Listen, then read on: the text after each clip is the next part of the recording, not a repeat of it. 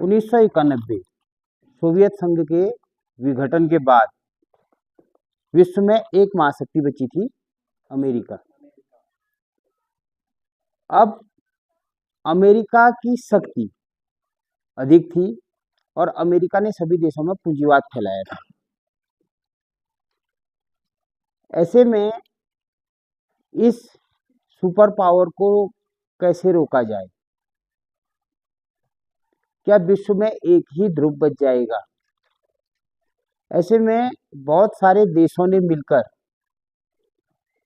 अपने क्षेत्रीय संगठन बनाए।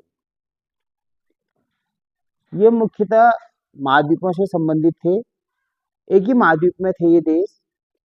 इनमें आपसी समस्याएं भी थी और आपसी मतभेद भी थे। उन मतभेदों को दूर करके इन्होंने संगठन बनाए और ये संगठन आज विश्व स्तर पर कार्य कर रहे हैं और विश्व स्तर की राजनीति को प्रभावित कर रहे हैं। तो ये एक वैकल्पिक केंद्र है, इसलिए आपके पाठ का नाम है सत्ता के वैकल्पिक केंद्र, यानी कि ऐसे क्षेत्रीय संगठन जिन्होंने अंतर्राष्ट्रीय स्तर पर अपनी छाप छोड़ी है। शुरू इसको करेंगे ईयू से। किससे? ईयू। ये क्षेत्रीय संगठन है। एक खाली प्रतीक के रूप में आपको जो है ये इमेज दिखाई गई है। तो ये क्या है? बहुत सारे ऐसे देश जिनकी आर्थिक स्थितियां, भौगोलिक स्थितियां समान हैं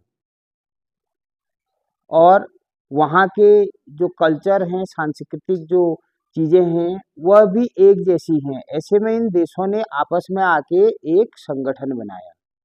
इसी को हम कहते हैं क्षेत्रीय संगठन। तो क्षेत्रीय संगठन क्या होता है? यानी कि एक ही भौगोलिक क्षेत्र में रहने वाले अलग अलग देश जब आपसी सहयोग से एक दूसरे के लिए कार्य करते हैं तो इसी को हम क्या कहते हैं? क्षेत्रीय संगठन। सरल भाषा में इसको देखें, एक ही इलाके के देश मिलकर क्या करते हैं? अपने विकास और समस्याओं के समाधान के लिए एक समूह बनाते हैं और उस समूह में जो है अपनी समस्याएं रखते हैं, समाधान के लिए जो है प्रयास करते हैं। तो इसी को हम क्या कहते हैं? क्षेत्रीय संगठन। और ये क्षेत्रीय संगठन विश्व स्तर की राजनीति को भी वर्तमान में क्या कर रहे हैं? प्रभावित कर रहे हैं। अब मुख्य विशेषताएं क्षेत्रीय संगठनों की क्या रहती हैं? इसमें एक ही क्षेत्र के देश होते हैं। जैसे यूरोपीय देश हैं, यूरोप का एक अपना जो है संगठन बना है क्षेत्रीय, जिसे हम क्या कहते हैं? यूरोपीय संघ। ऐसे ही एशिया में सार्क है, आसियान है, दो क्षेत्रीय संगठन है। तो इनमें आपसी सहयोग होता है। शांति और सुरक्षा के लिए जो है ये आवश्यक है क्षेत्रीय जो संगठन है, और व्यापार और विकास के लिए भी क्षेत्रीय संगठन आवश्यक होते हैं। अब यूरोप का जो क्षेत्रीय संगठन है वो है यूरोपीय संघ। यूरोपीय संघ क्या है? यूरोप के देशों का संगठन है जो कि क्या करता है? जो यूरोप है, यूरोप में जितने भी देश हैं व्यापार, राजनीति और सुरक्षा के मामले में क्या करते हैं? आपस में क्या करते हैं? सहयोग करते हैं। ये यूरोपीय संघ के क्या हैं? देश हैं, उनसे संबंधित ये मानचित्र है। अब दक्षिण पूर्व एशिया, जो एशिया का दक्षिण पूर्वी जो भाग है उस भाग में कौन सा संगठन है? आसियान। ये एशिया के देशों का समूह है और इनके बीच आर्थिक और राजनीतिक सहयोग होता है इस आसियान संगठन के होने से। ये आसियान है प्रतीक जिसको हम कहते हैं। ये यूरोपीय संघ है,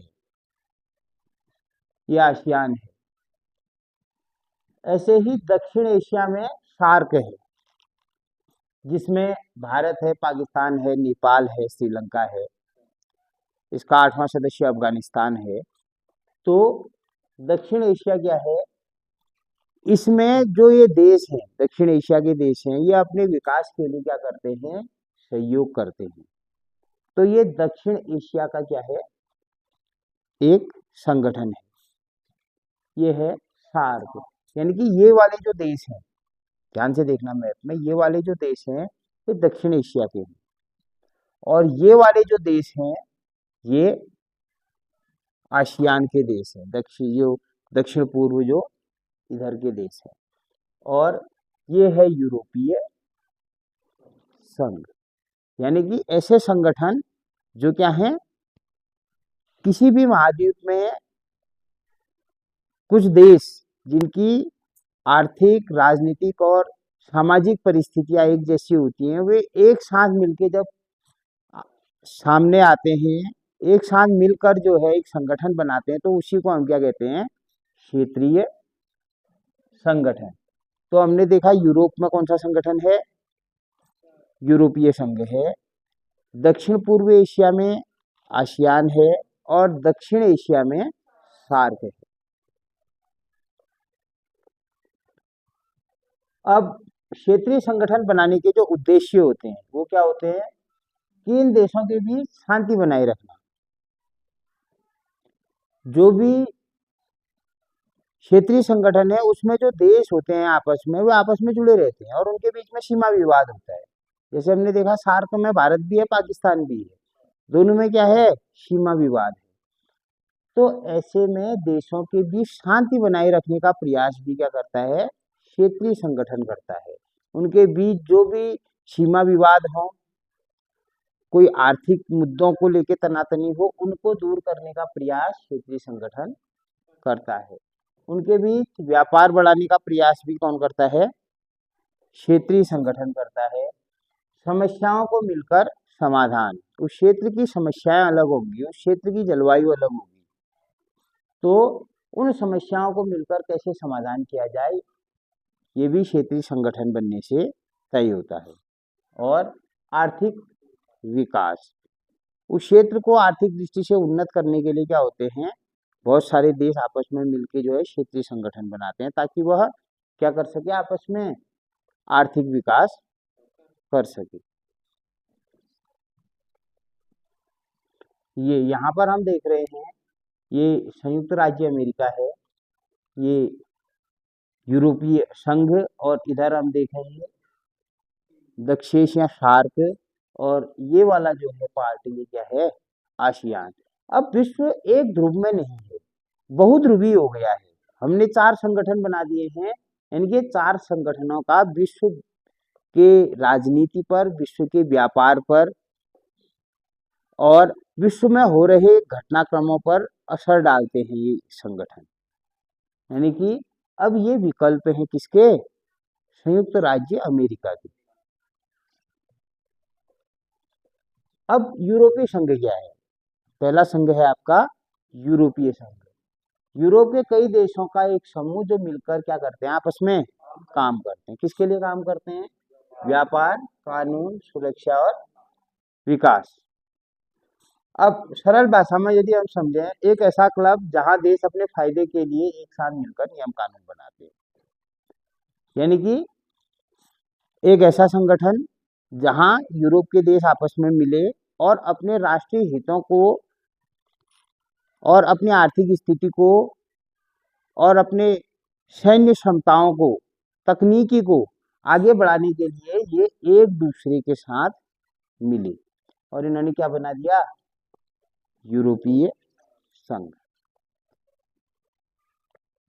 अब शुरुआत कैसे हुई थी यूरोपीय संघ की, देखिए द्वितीय विश्व युद्ध में जो जर्मनी और इटली मुख्यतः ये धुरी राष्ट्रों में शामिल थे, और ये लड़ किसके साथ रहे थे, ब्रिटेन के साथ, फ्रांस के साथ। यानी कि एक ही महाद्वीप में होकर के ये आपस में लड़ रहे थे, और नुकसान द्वितीय विश्व युद्ध में सबसे ज्यादा इनका हुआ। तब यहाँ के नेताओं से सवाल किया गया कि वास्तव में यूरोप की बर्बादी के कारण कौन है। क्या हम एक ऐसा सहयोग संगठन नहीं बना सकते हैं जिससे यूरोप का क्या किया जाए, पुनरुत्थान किया जाए। तो युद्ध के बाद यूरोप क्या हुआ, बर्बाद हुआ, गरीब हुआ और आपस में ही ये दुश्मन रह गई। तब ये सोचा गया कि अगर ये साथ रहते तो द्वितीय विश्व युद्ध शायद नहीं होता, और ये अगर साथ रहेंगे तो लड़ाई भी नहीं होगी आगे को। इसलिए इन्हें आपस में मिलकर क्या करना चाहिए, एक यूनियन का गठन करना चाहिए, एक संघ का गठन करना चाहिए। ये यूरोपीय संघ का झंडा है। अब शुरुआत कैसे हुई थी? द्वितीय विश्व युद्ध के बाद अमेरिका ने मार्शल योजना के तहत 1947 से लेकर 1952 तक किसकी मदद की थी, पश्चिमी यूरोपीय देशों की मदद की थी जो सोवियत के प्रभाव में नहीं थे। उसके कारण क्या हुआ, यूरोप को पैसे मिले और यहाँ पर फिर से क्या हुए, उद्योग धंधे शुरू हुए। तो इनको आपस में लाने के लिए 1948 में एक संगठन बना। ये था यूरोपीय आर्थिक सहयोग संगठन। पहला संगठन बना था यूरोप के देशों के बीच यूरोपीय आर्थिक सहयोग संगठन। मुख्यतः यह किससे संबंधित था, आर्थिक विकास से संबंधित था। उसके बाद थोड़ा जो है इसके स्तर को बढ़ाया गया। 1957 में ये बड़ा कदम था और इसमें एक संगठन बना था। उस संगठन का नाम था यूरोपीय आर्थिक समुदाय। यानी कि इसके अंतर्गत अब क्या था, जो यूरोप के जो देश थे वो आपस में मिलके क्या करेंगे, व्यापार करेंगे और व्यापार को क्या करेंगे, मुक्त करेंगे। यानी कि इसमें जो टैक्स इत्यादि पड़ते हैं उनके दरों को कम करेंगे और क्या करेंगे, एक यूरोपीय आर्थिक समुदाय का गठन करेंगे जिसमें सारे देश सहमत होंगे। और इन देशों का काम होगा, जो व्यापार हो रहा है उन व्यापार में जो प्रतिबंध है, जो रिस्ट्रिक्शन है, जो लिमिटेशन है, जो सीमाएं हैं, उनको कम किया जाए। इसीलिए इसका गठन हुआ था 1957 में। ये सब बहुत बड़ा कदम था। पहले तो सिर्फ एक आर्थिक आधार पर यूरोपीय आर्थिक सहयोग संगठन की स्थापना हुई।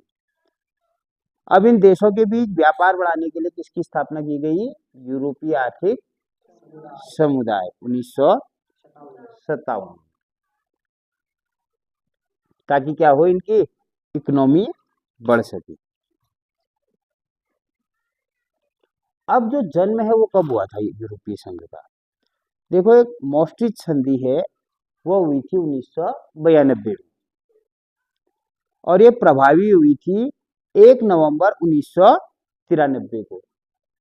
तो यूरोपीय संघ का जो जन्म है वो 1992 में तो ये बना था, लेकिन औपचारिक रूप से जो इसकी शुरुआत हुई थी ये कब हुई थी, 1 नवंबर 1993 को।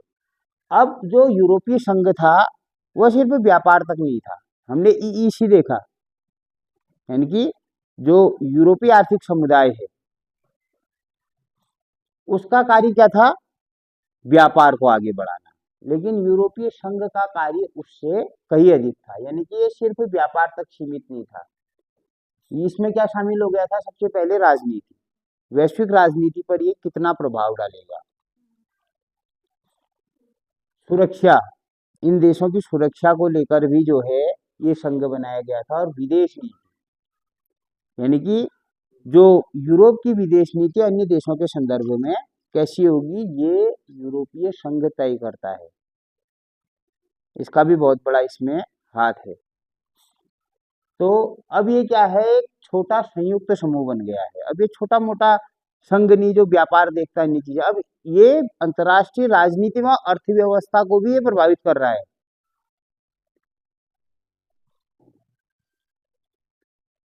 अब ध्यान से सुनना इसको, सदस्य देश कौन से हैं, जैसे फ्रांस है, जर्मनी है, इटली है। धीरे धीरे इसमें नए देश भी जुड़े, जो पूर्वी सोवियत के देश थे वह भी इसमें जुड़े थे। इससे क्या हुआ, जो यूरोप है और मजबूत हुआ। यूरोपीय संघ से क्या हुआ, यूरोप और मजबूत हुआ। वर्तमान में इसमें कुल 28 देश है, ठीक है। लेकिन ब्रिटेन को इसमें 2016 2016 में बाहर कर दिया गया। 2020 में वो यहाँ इससे निकल गया, तो अब कितने बच गए? 27 देश। कितने देश बच गए? 27 देश है। इसमें कितने देश थे? 28। लेकिन जो यूनाइटेड किंगडम है उसे 2020 के बाद क्या कर दिया? यूरोपीय यूनियन को छोड़ दिया।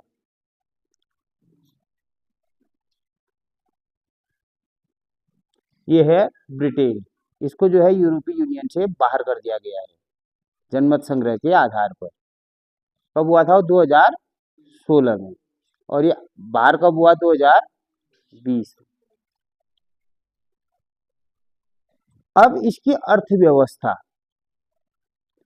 जो यूरोपीय संघ है, इसकी अर्थव्यवस्था विश्व की दूसरी सबसे बड़ी अर्थव्यवस्था है। पहली सबसे बड़ी अर्थव्यवस्था संयुक्त राज्य अमेरिका है और दूसरी अर्थव्यवस्था यूरोपीय संघ। हालांकि आंकड़ों में कभी ये तीसरे स्थान पर भी आ जाती है, कभी कभी ये किसमें दिखा देता है? चीन को दूसरा दिखा देता है।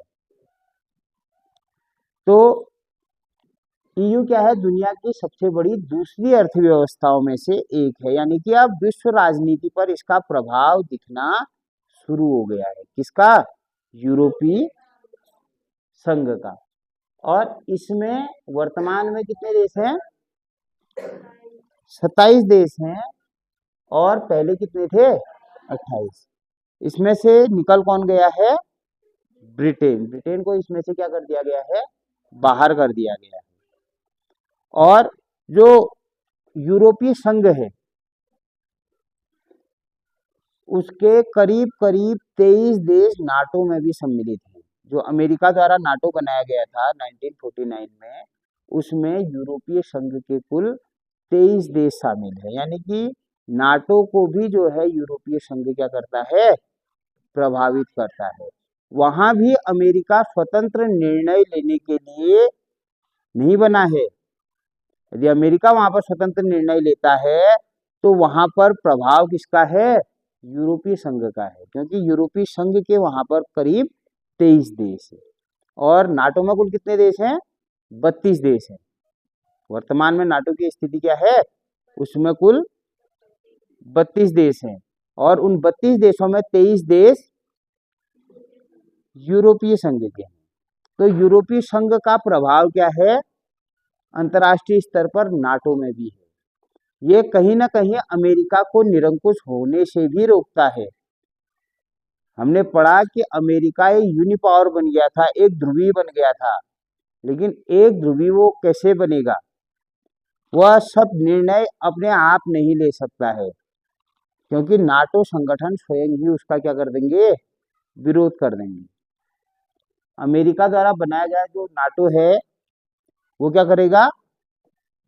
अमेरिका को जो महत्वाकांक्षा है उस महत्वाकांक्षा को कम करने का प्रयास भी नाटो करेगा। यानी कि अमेरिका द्वारा बनाया गया संगठन अमेरिका के लिए ही क्या है? अब मुसीबत बन सकता है।